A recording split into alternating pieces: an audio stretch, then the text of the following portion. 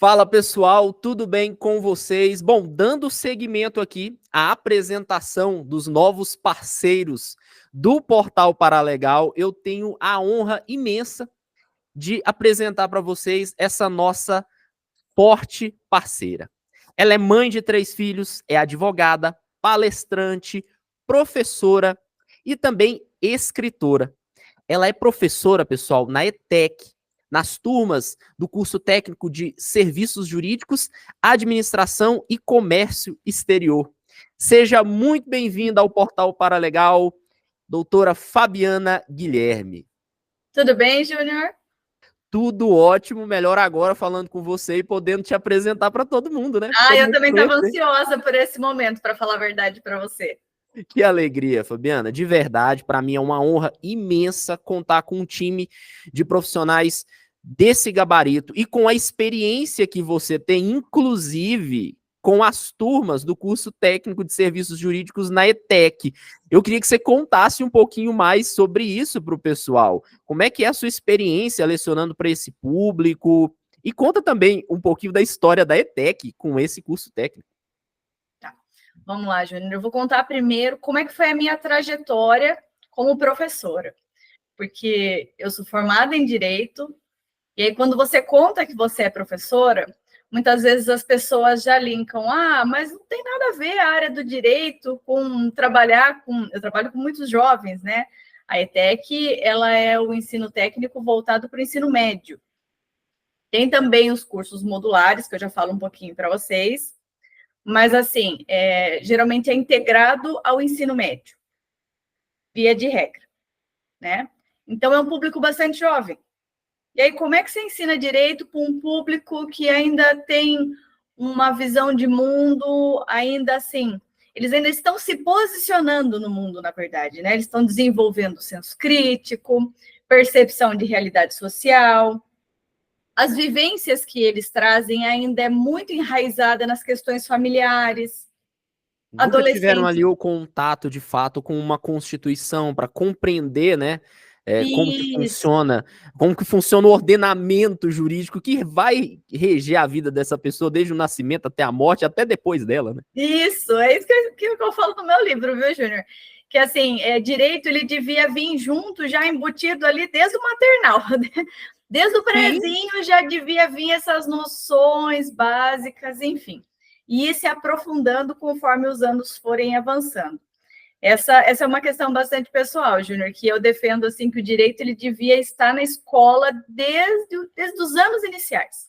Eu concordo plenamente com você. A gente sabe que tem uma linha doutrinária aí de advogados, principalmente, que não concordam com isso.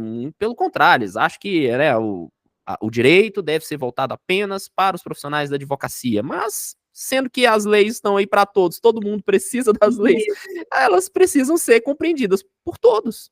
Eu sou uma adepta e defensora de que o direito ele deve ser democrático, Júnior. Nós temos que ter acesso e saber dos nossos direitos, né?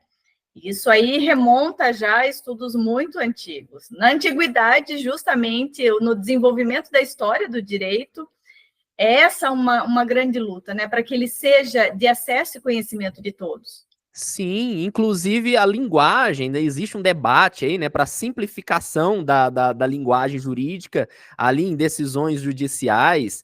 Se você seguir ali páginas no Instagram que dão essas notícias, por exemplo, ali o Portal Migalhas, outras redes que dão essas notícias, se você ler os comentários, é cada atrocidade, é o pessoal defendendo, que absurdo, como assim simplificar a linguagem, isso não existe, agora todo mundo vai poder advogar, todo mundo vai poder entender. Eu falo, meu Deus, cara, né? Que coisa é uma coisa, outra coisa, outra coisa. Simplificar para que as pessoas compreendam é você dar acesso.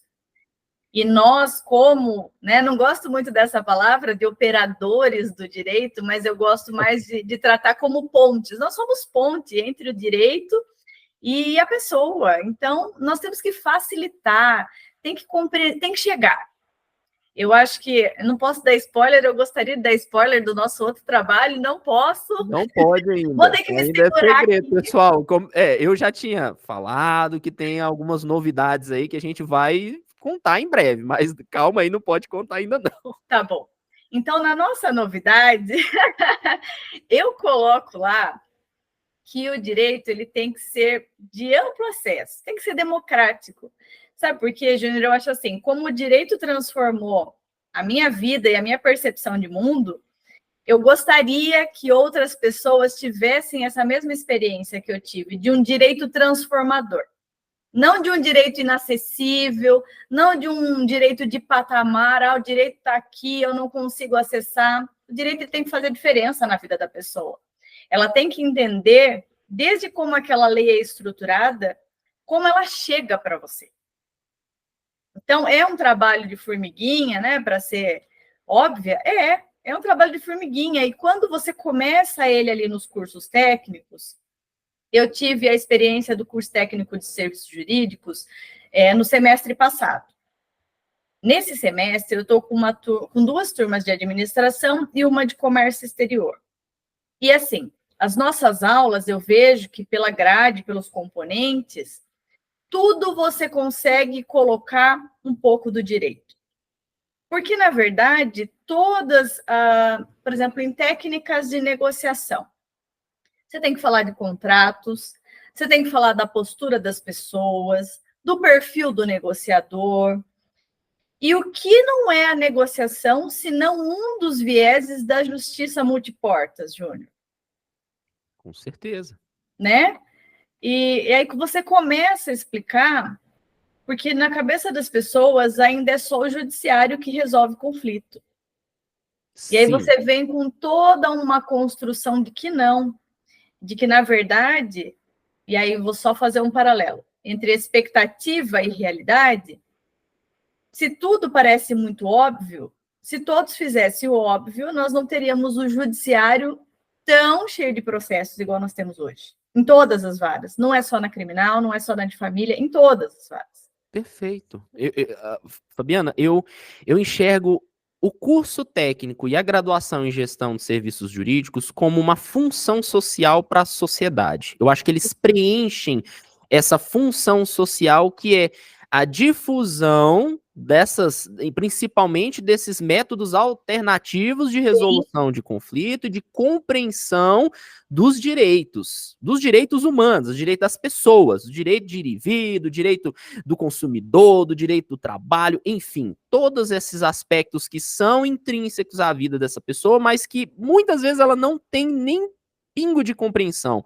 E o curso técnico e a graduação em gestão de serviços jurídicos consegue formar pessoas que até então jamais teriam o acesso a um curso de direito, condições financeiras para pagar uma mensalidade ou condições de estudar para passar em uma faculdade federal, porque a gente sabe que é difícil, precisa de um tempo para essa pessoa estudar para passar, e esse tempo aí muitas pessoas não têm porque precisam começar a trabalhar desde cedo para auxiliar no sustento dentro de casa. Eu falo isso porque aconteceu comigo.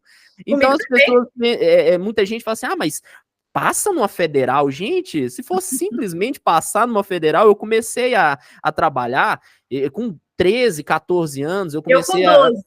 Pois é, para você ver como que é difícil, então as pessoas, é muito simples falar besteira, né, sem entender a realidade dessas pessoas, então essa função social que exerce esses 2 cursos, para mim é fundamental.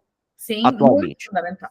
É muito fundamental, porque assim, você entrega, eu falo que eles chegam ainda nessa transição, né, da infância para a adolescência, ainda não tão maduros em relação ao que querem, eles chegam ainda muito cru, né? E aí você vê que no decorrer do curso, apesar de ser um trabalho assim bem, bem intenso, mas eles vão construindo, Júnior, senso e percepção de como o direito pode ser aplicado na prática. E como você falou, para atingir esse viés social, são eles que levam esse viés lá para um estágio, no primeiro emprego, no jovem aprendiz.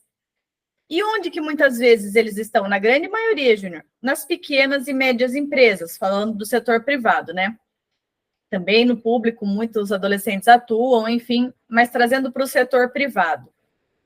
E é muitas vezes aonde o direito não chega, Júnior. É onde mais precisava chegar, mas não chega. Então, Exato. como que eu vou falar de práticas de compliance e ESG para o meu vizinho que vende o pão na padaria da esquina aqui? Para ele parece ilógico para o trabalho dele, inaplicável e caro, né? Que quando Sim. você fala de um suporte de assessoria, de consultoria jurídica, muitas empresas já torcem o nariz e não quero um gasto a mais, não quero trabalhar o direito preventivo.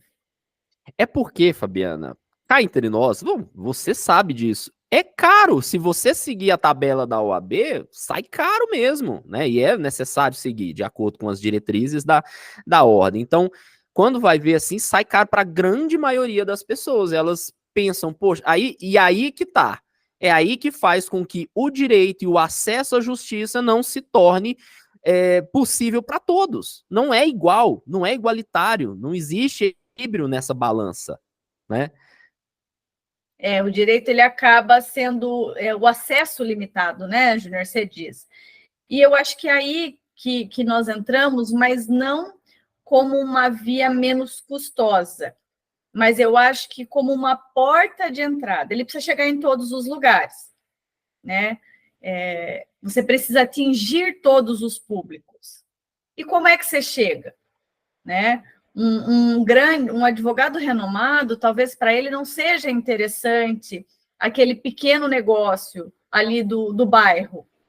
No entanto, para N outros profissionais que vivem desse setor, eu acho esse um viés muito importante de você fazer com que o direito chegue ali.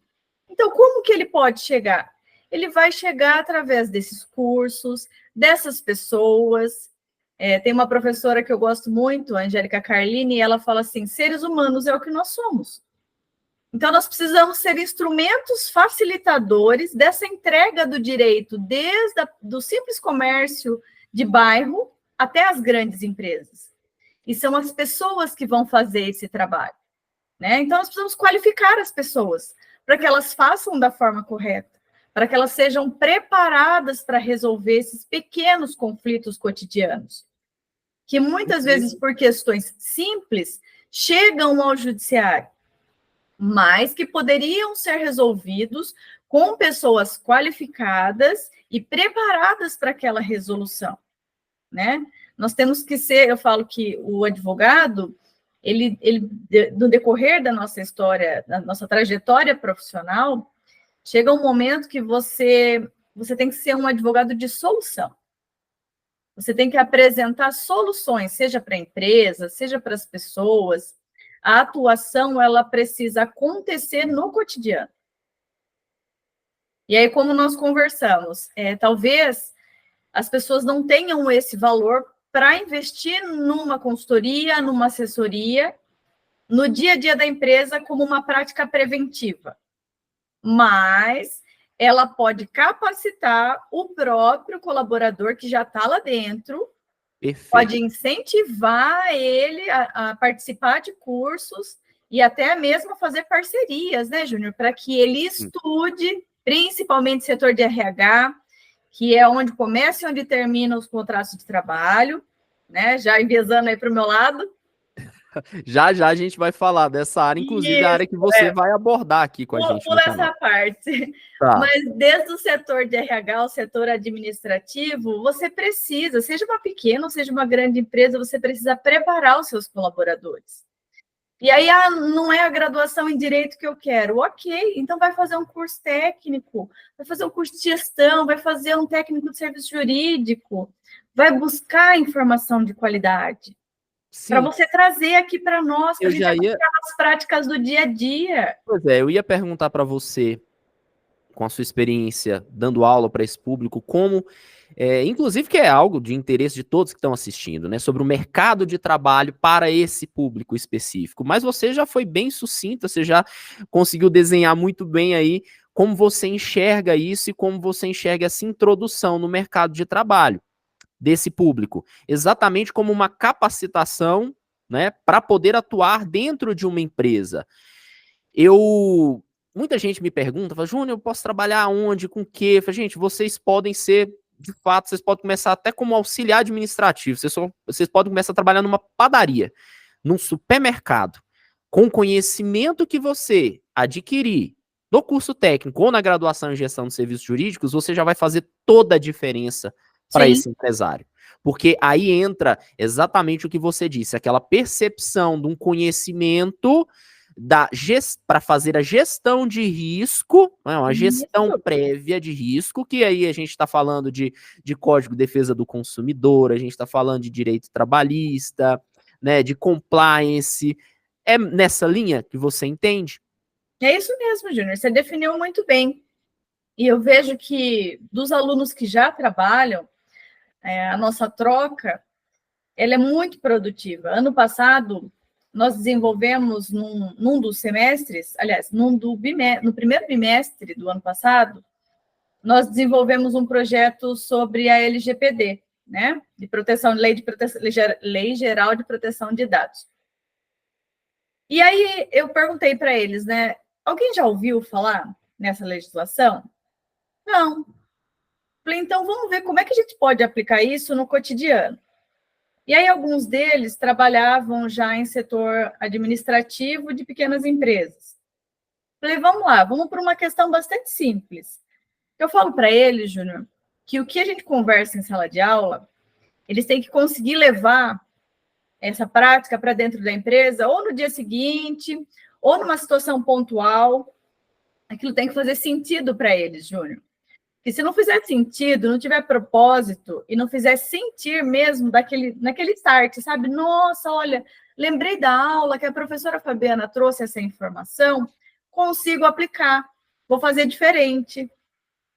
E aí eu dei um exemplo para eles do descarte de currículo. Falei, olha, como é que descarta currículo que não foi selecionado num recrutamento lá na empresa que vocês trabalham? E aí um deles, professora, a gente joga no lixo. Falei, sério? A gente dá uma rasgadinha antes. Falei, tá. Bem, aí eu comecei todo esse viés, né, Júnior, que os dados são um novo petróleo, explicando para eles a importância e a responsabilidade por esses dados, que muitas vezes ali no currículo ainda vão alguns dados sensíveis, endereço, algumas pessoas ainda colocam CPF. Então, toda essa responsabilidade que o jovem, ele não chega com essa informação que ele consegue linkar, vamos dizer, um simples currículo impresso ou virtual, né, digital. Ele não sabe qual é a responsabilidade de quem vai tratar aqueles dados, de quem vai guardar aqueles dados. Então, você levar toda essa informação que, olha, no dia a dia, como ele pode fazer diferente, isso tudo já entra como uma prática preventiva, como uma gestão de risco, mas essa percepção do que eu estou fazendo, muitas vezes, ela ainda não é construída. E não digo só dos jovens, Júnior, eu digo nas pessoas que já estão, muitas vezes, trabalhando, mas não estão, muitas vezes, acompanhando. O direito ele é muito dinâmico, Júnior. Todo dia a gente tem que estudar, todo dia sai coisa nova.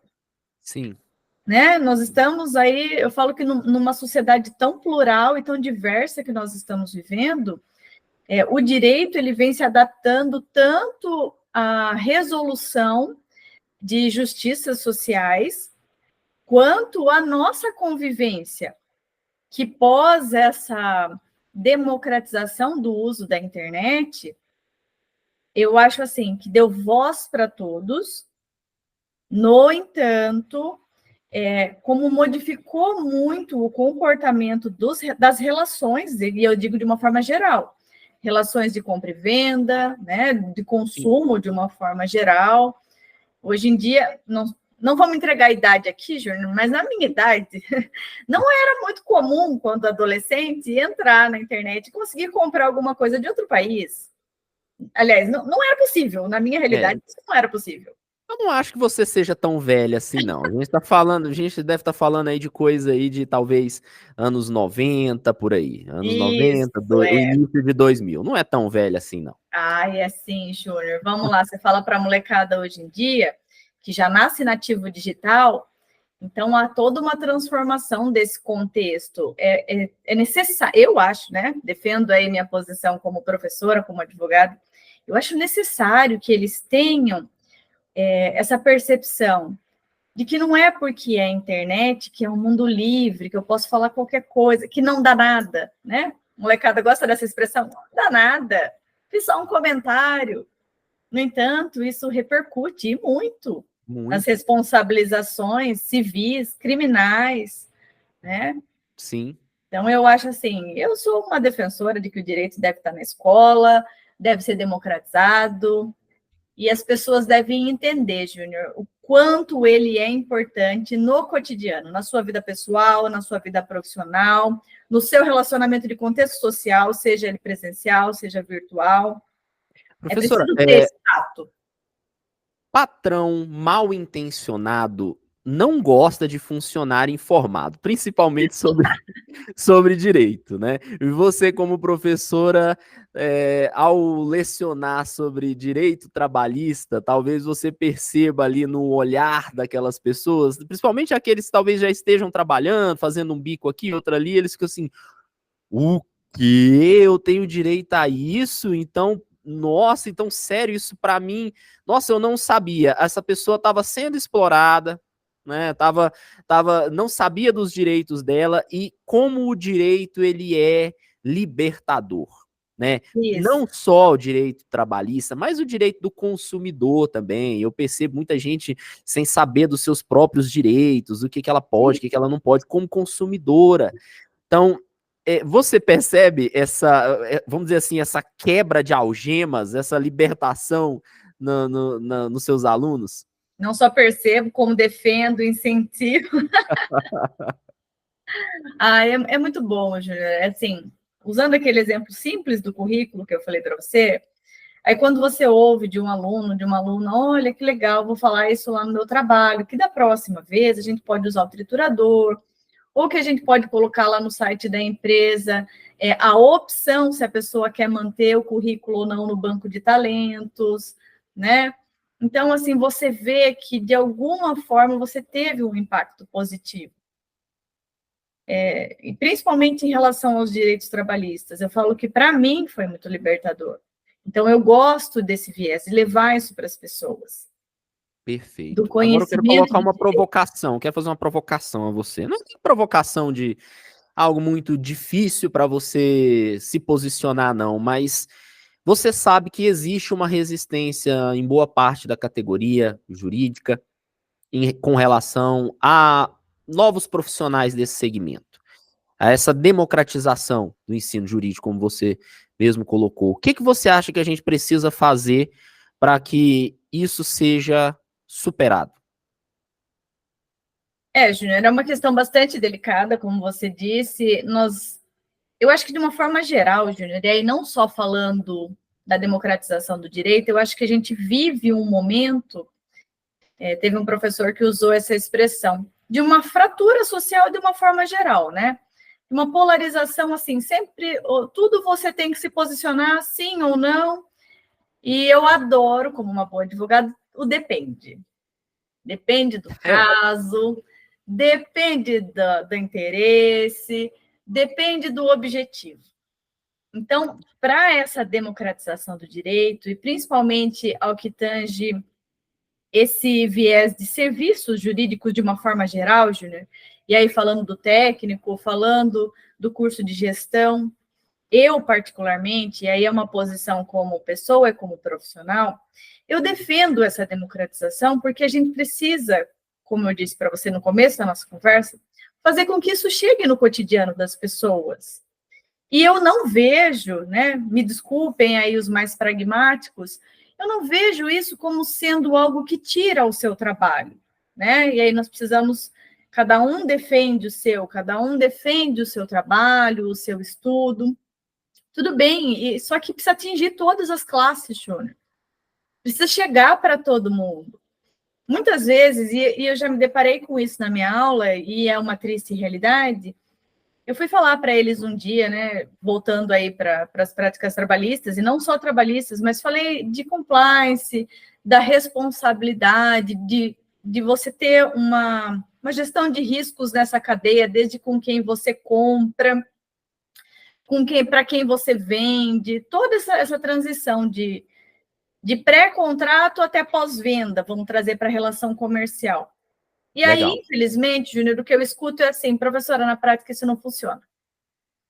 Na Sim, prática não é eu assim. também ouço muito isso, principalmente quando eu falo sobre contratos e a E elaboração de um contrato, toda aquela, né, o formulário prévio, até você entender tudo, o pessoal sempre fala assim, não, mas isso não funciona, no dia a dia não vai ser assim.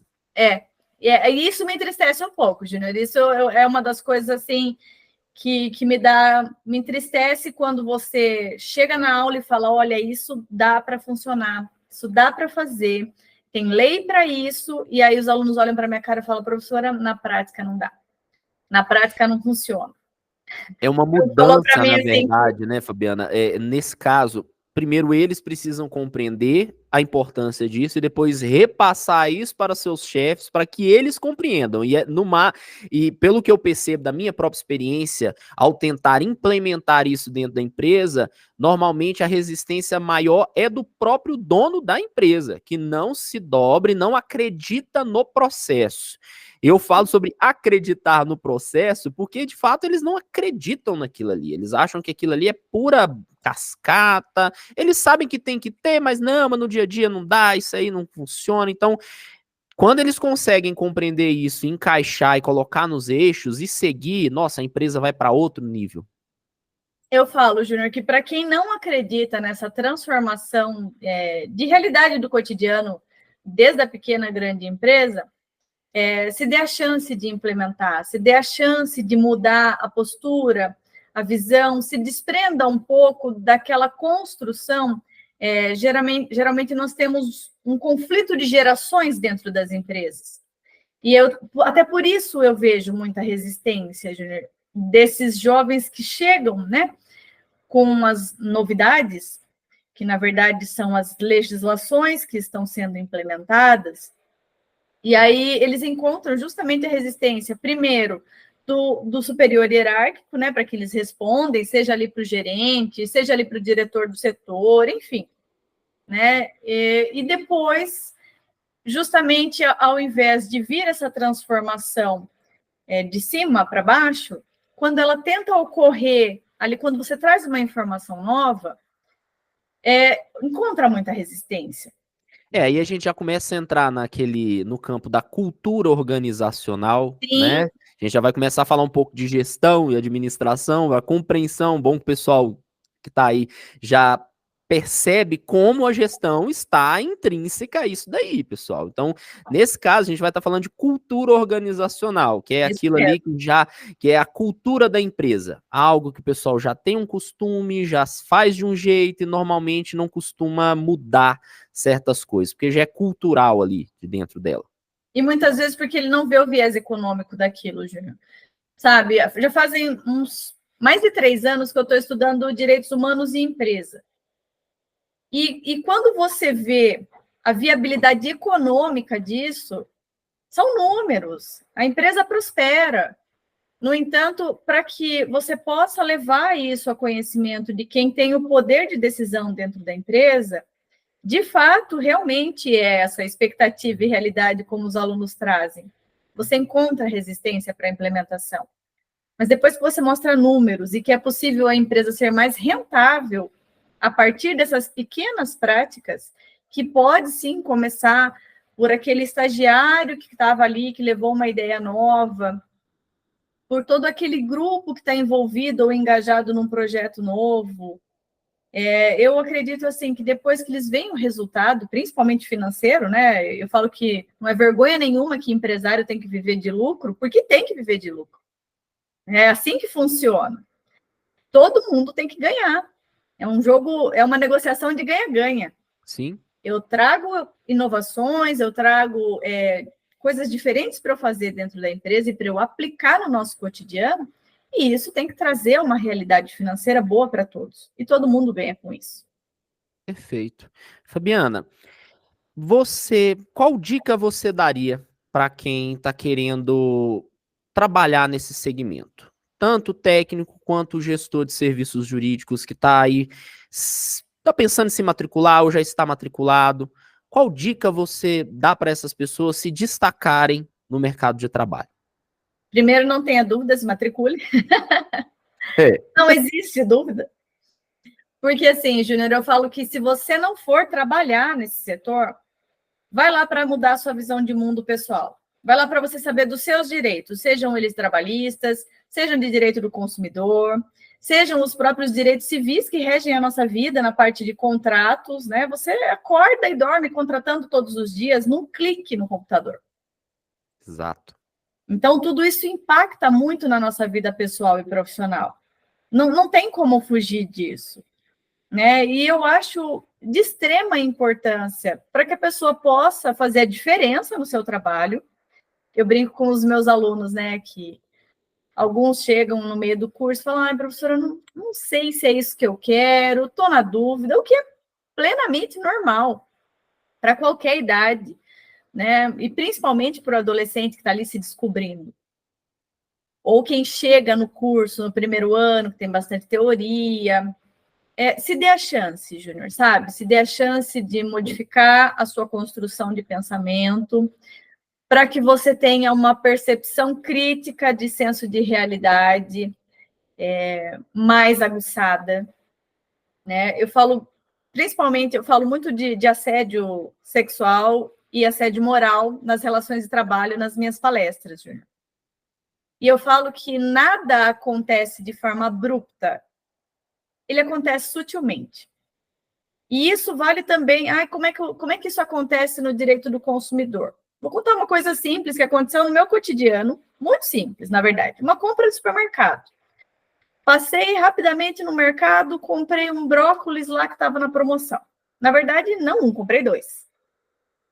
Vamos dizer que o preço normal na época era R$ 9, R$ 10, estava lá, R$ 4 cada pacotinho do brócolis. Comprei 2. Cheguei em casa para preparar, abri o primeiro pacote, cheio de bicho.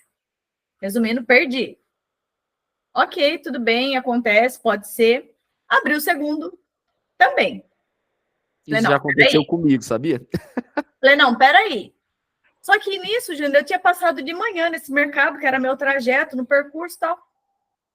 Aí eu falei, quer saber? No fim da tarde que eu tenho que ir para lá de novo, eu vou passar no mercado e eu vou exigir que eles troquem. Ai, mas é só R$ 4.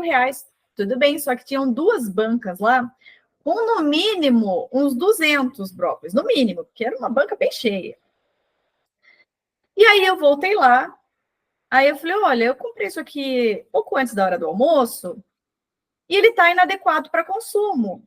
Eu gostaria que ou você trocasse ou você devolvesse meu dinheiro. Falei, mas na verdade eu gostaria de trocar, porque meus filhos gostam de brócolis, eu também, e eu quero levar o produto, né? Aí você já sabe como você é recepcionado, né, Júnior? Como você disse, a gente incomoda. Sim, com certeza. Quando você sabe do seu direito, incomoda muito. Não importa o preço, você incomoda. Aí ele falou, então vai lá e troca.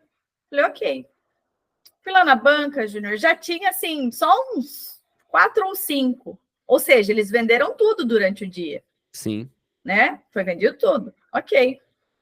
Tá. Aí eu abri o primeiro saquinho e falei, tudo bem, só que o senhor vem comigo, eu vou abrir para ver se está adequado para consumo, aí eu levo.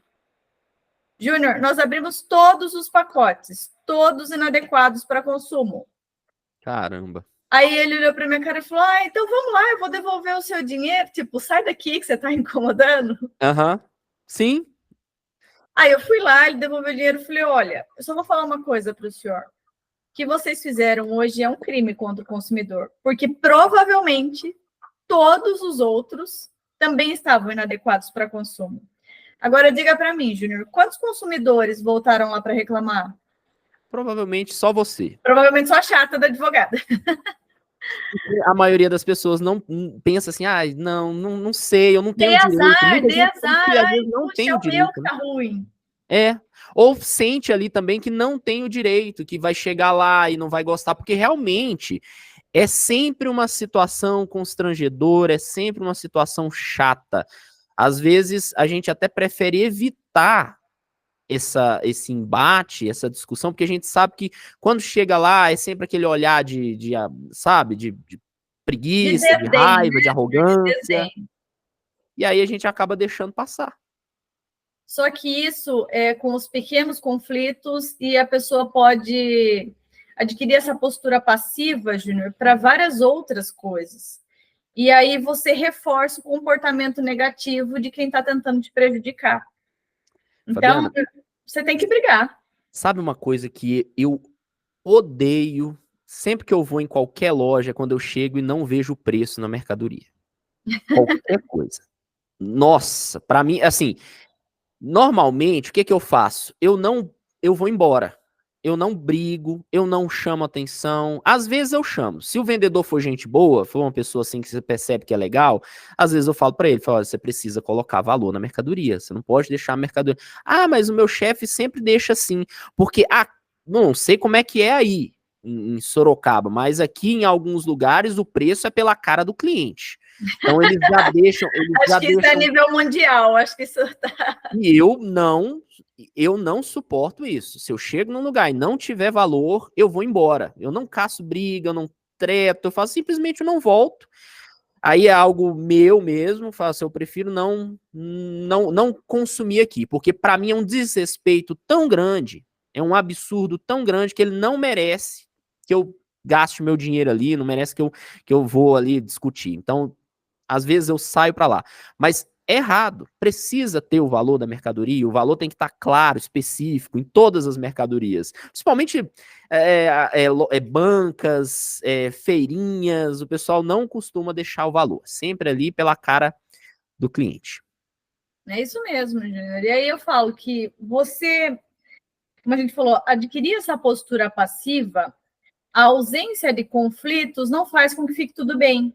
Ela Sim, não resolve, né?